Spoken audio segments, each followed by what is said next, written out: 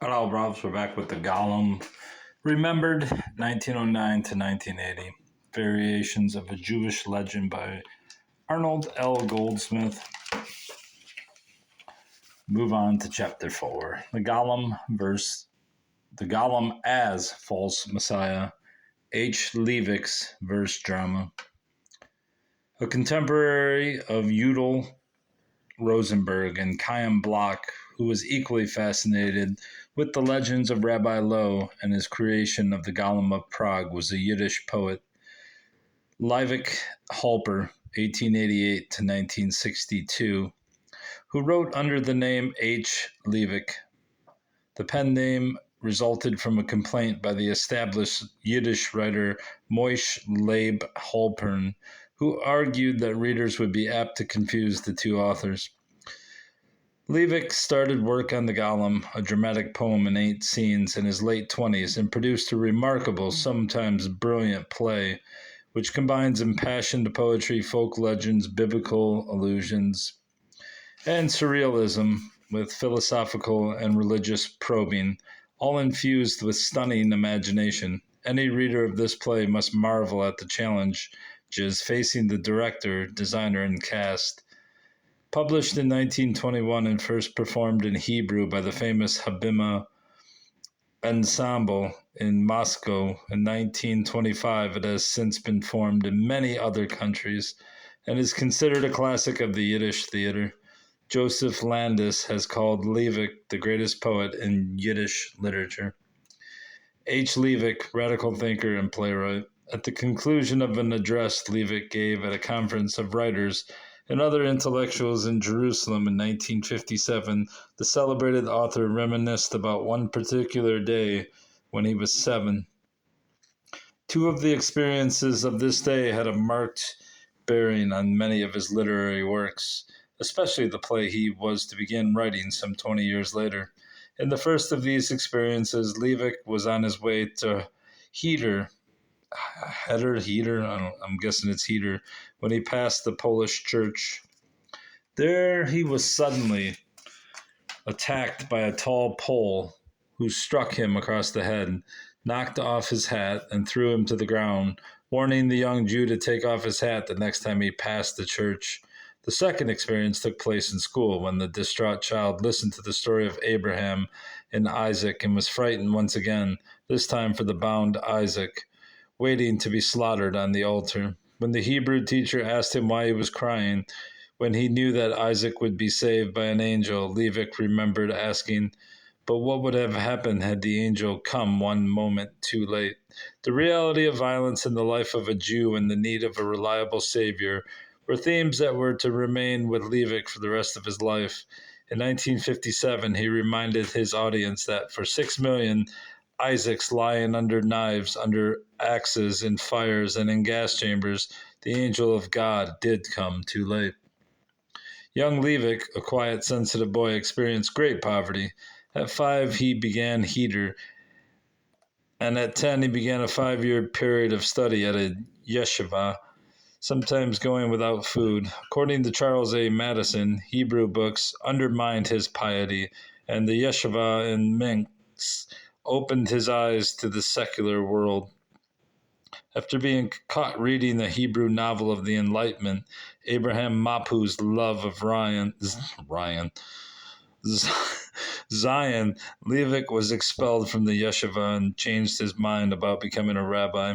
In 1905, he joined the Minsk Bund and was soon arrested for having participated in demonstrations against the Tsar.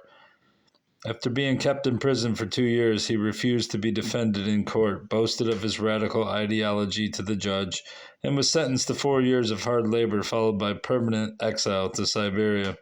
Somehow he survived the months of forced marches through the Siberian steppes and wild forest and arrived at a village on the Lena River.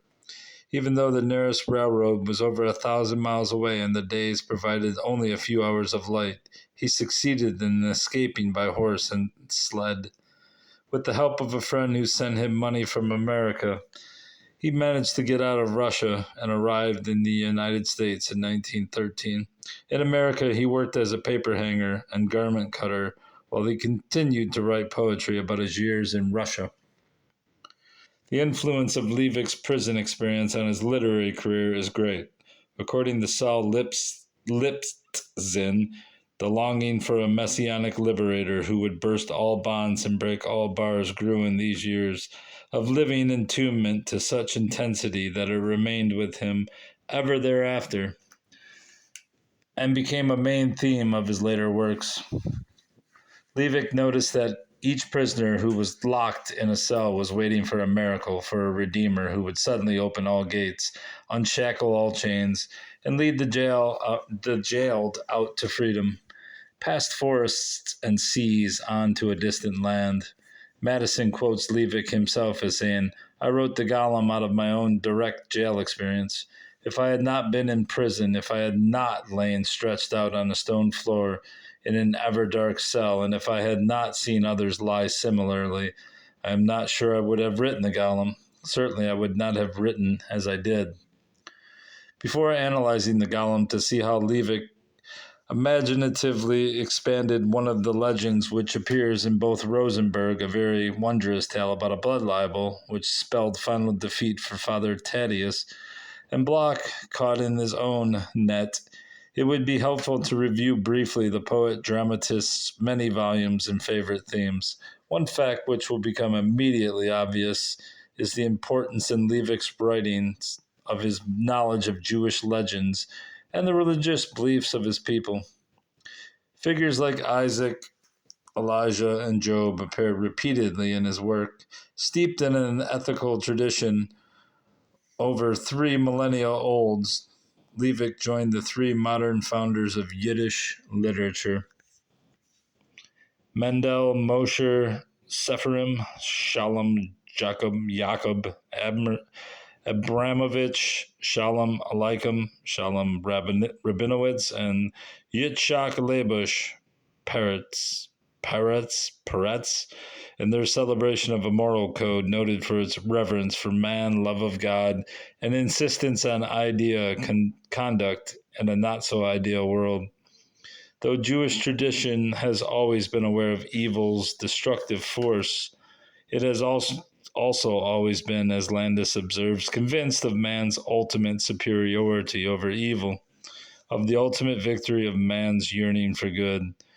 The Ashkenazic Jew was not so naive to expect cannons and pistols to be melted into plowshares during his lifetime. Indeed, says Landis, his sense of reality was expressed in his use of the phrase "when the Messiah comes," to indicate the remote and improbable, but he was convinced of the ever-present possibility of man's faithfulness to his mental no clue. That is, his humane, compassionate, gentle qualities. Rejection of violence as a solution to man's problems was not based on any idealistic belief in the efficacy of passive resistance, any sentimental exaltation or weakness or the power of powerlessness, but on a principled repudiation of force as bestializing and on a faith in the ultimate victory of reason and morality. To Landis, the perspective of a millennial history had brought the conviction not only that force proves nothing, but that it is ultimately doomed to failure because of its violation of man's Menschlichkeit.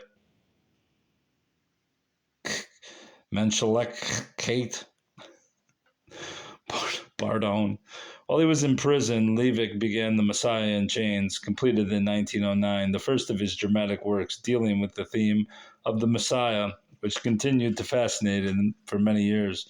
Madison believes that this theme took concrete form after the pogroms in the early 1900s, when it seemed that salvation by a Messiah was the only solution to Jewish persecution.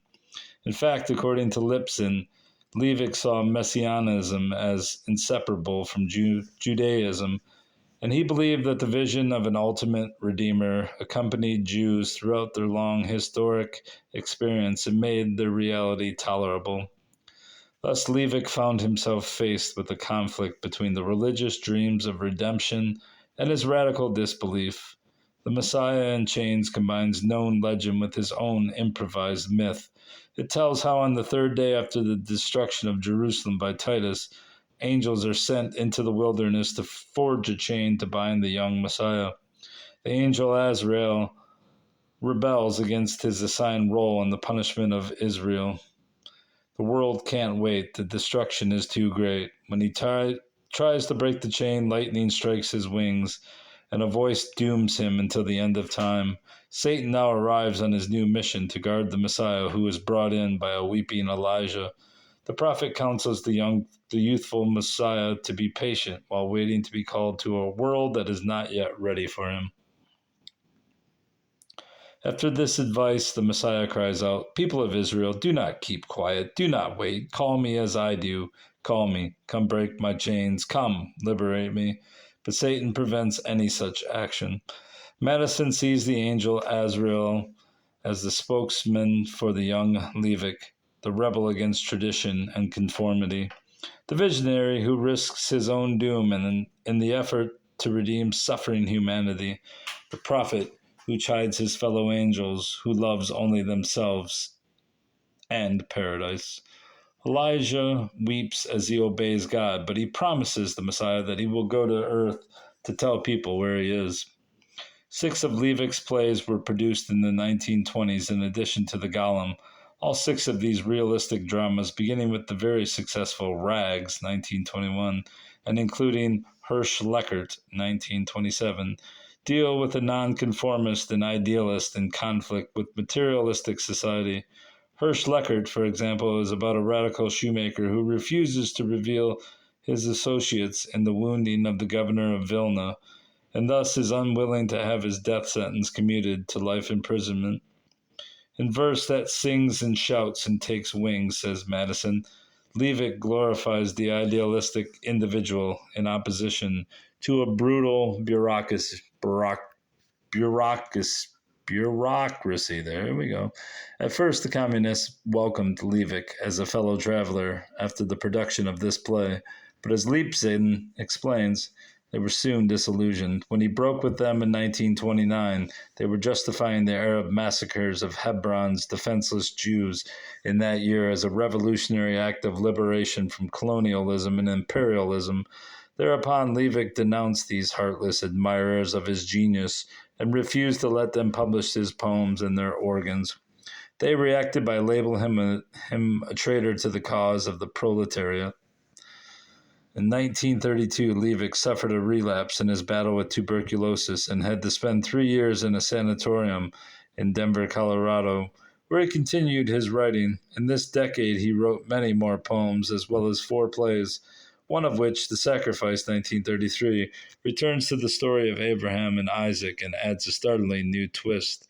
An angry and impassioned Isaac, aged overnight by his traumatic experience, threatens to kill Abraham, but then releases him with the bold declaration, "This will be my pact with God, with you, and the world.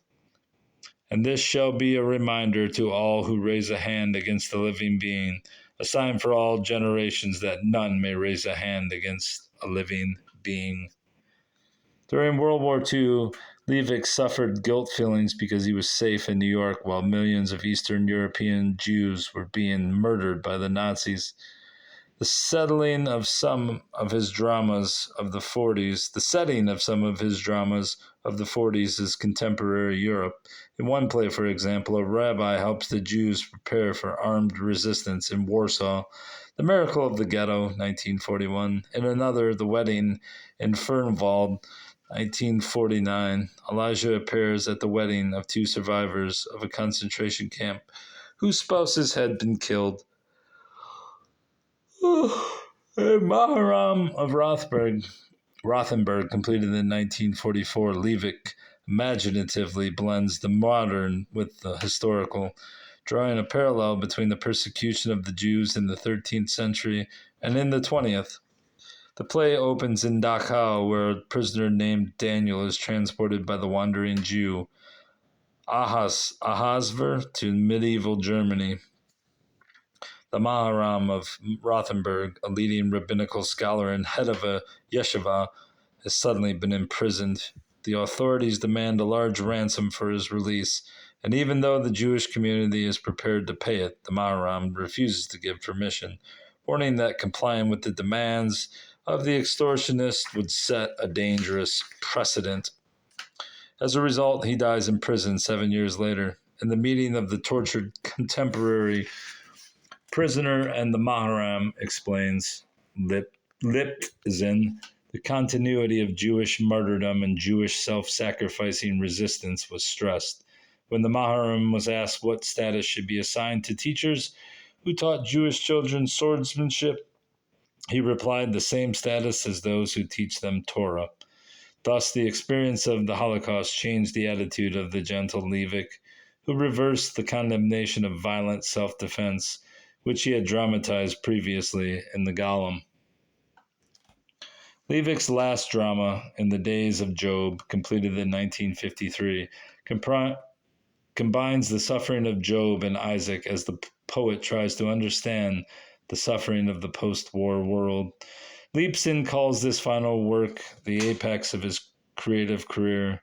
In this drama, the writer fought his way out from the darkness of doubt to a reinvigorated faith. He saw that after the deluge of blood, a rainbow was appearing in the heavens and the creation of the state of Israel.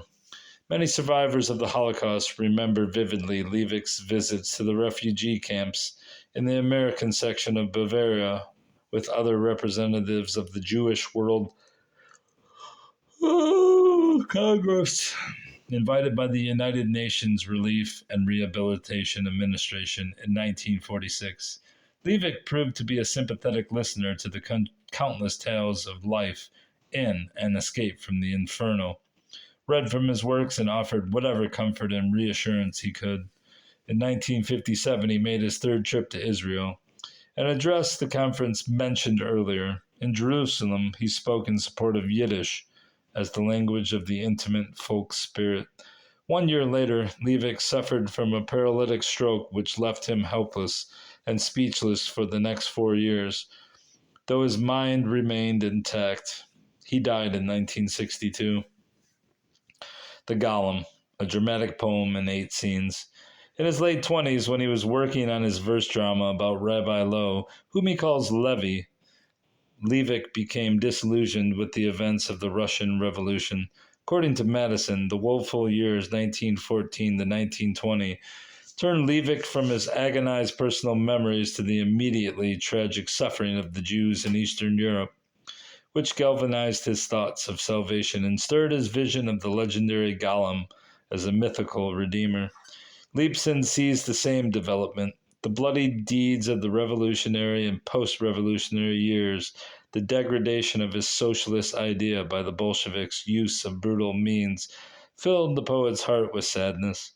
Messiah obviously had not yet come. The world was in the grip of a Golem.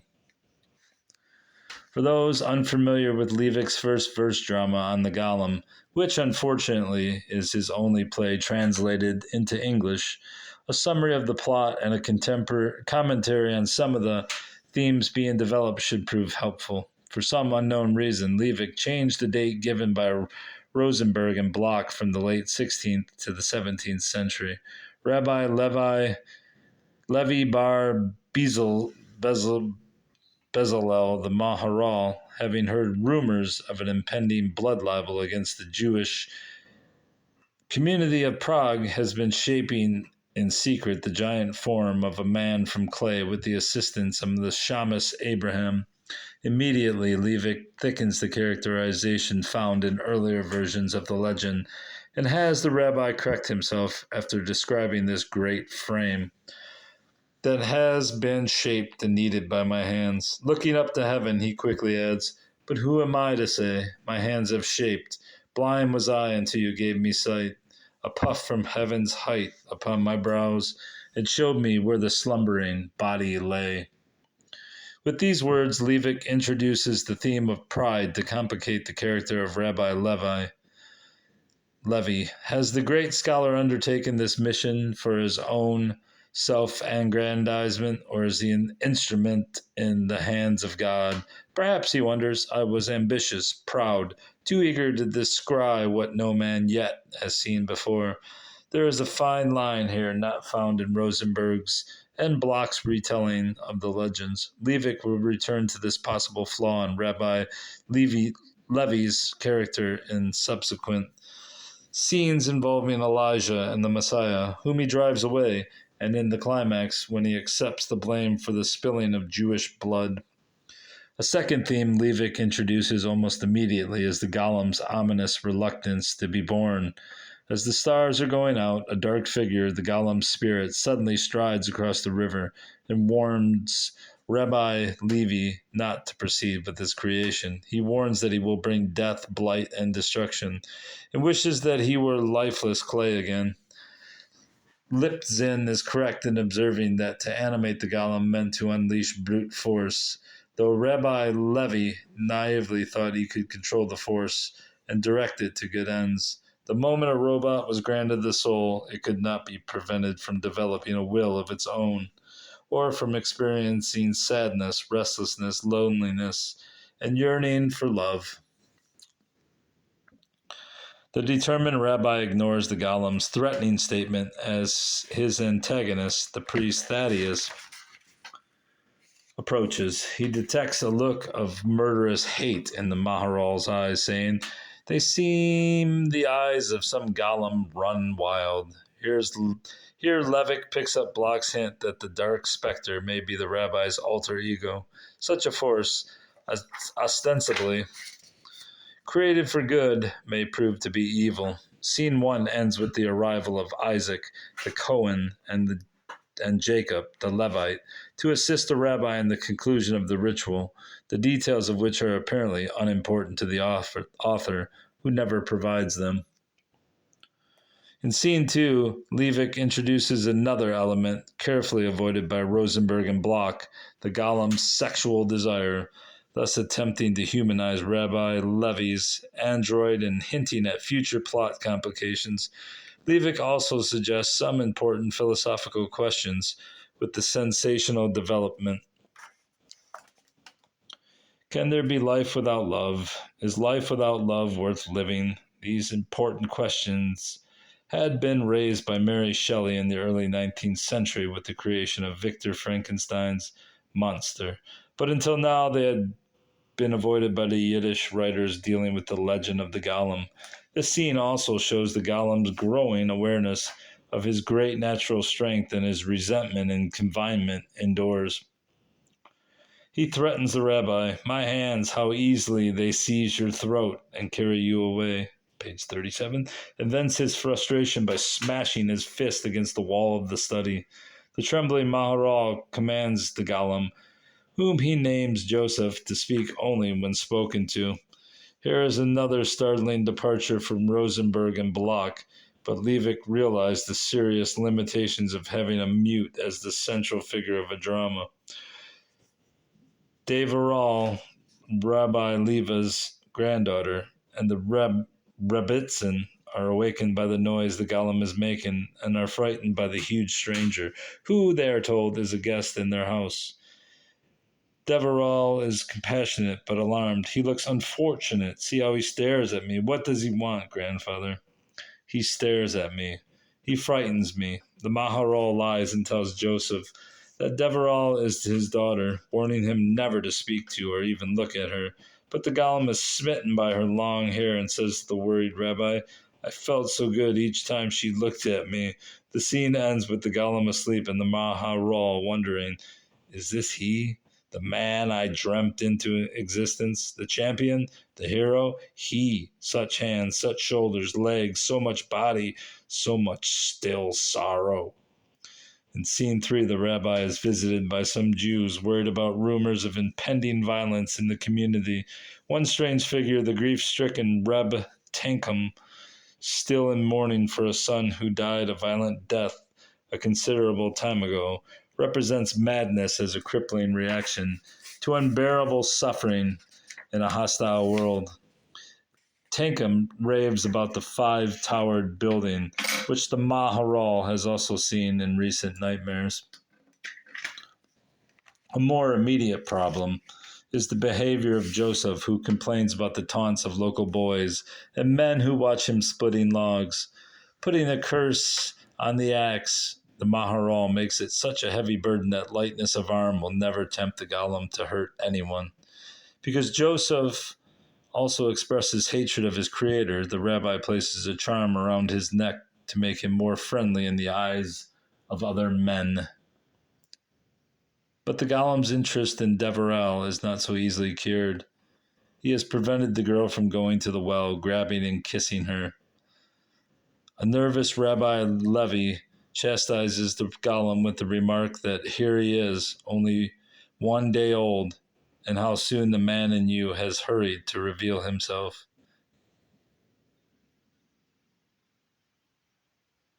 Fuck is that noise?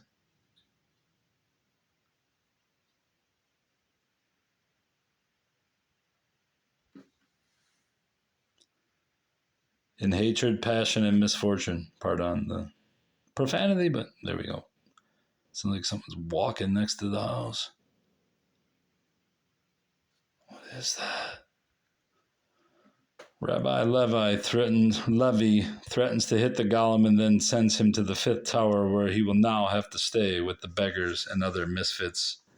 Scene 4 shifts to Tower 5, an ancient ruin, also known as the Five-Sided Palace. The various misfits, identified only as the hunchback, Pegleg, the sick man, and so forth, discuss the Golem, who forbids them to mention his name.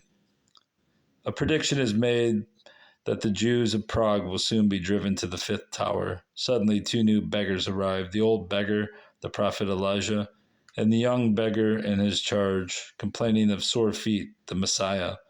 The angry Maharal makes them leave, refusing to let the Golem join them. Their time has not yet come. This is your time. Rabbi Levi commands the Golem to become invisible as Thaddeus and the monk enter.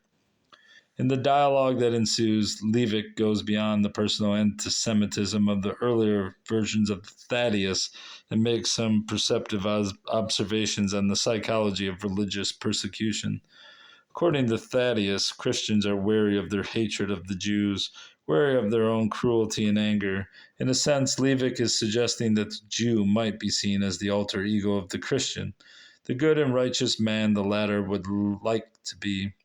The Christian craves virtue, peace, and quiet, but the very presence of the Jew continues to goad him. Thaddeus says, only in your blood will that desire be settled. He is frustrated by the Jews' stubborn endurance. You smash our dreams of peace, and all the more you stoke in us the fires of hate. Anti-Semitism, as manifested in the blood libel, will never disappear until you free us from yourselves. Thaddeus and the church he represents cannot understand why the Jews refuse to fight back. He challenges the beggars and other misfits in Tower 5 to attack the Christians, beginning with an assault on him. Where is there one among you with the courage to step forward, seize my staff, and break it on my skull? You say nothing. Already you await my shout. Get out. Always, always you are ready to depart. Then go. The passive inhabitants of the 5th tower file out, but the Jewish audience in Moscow in 1925 must have laughed with nervous approval as the invisible Golem rains blows on the startled priest and monk, bloodies their noses, and hurls them out the window. The scene ends with the Maharals instructing the Golem to go to sleep. And at that point, we shall go to sleep as well. Literally. Goodbye, bros.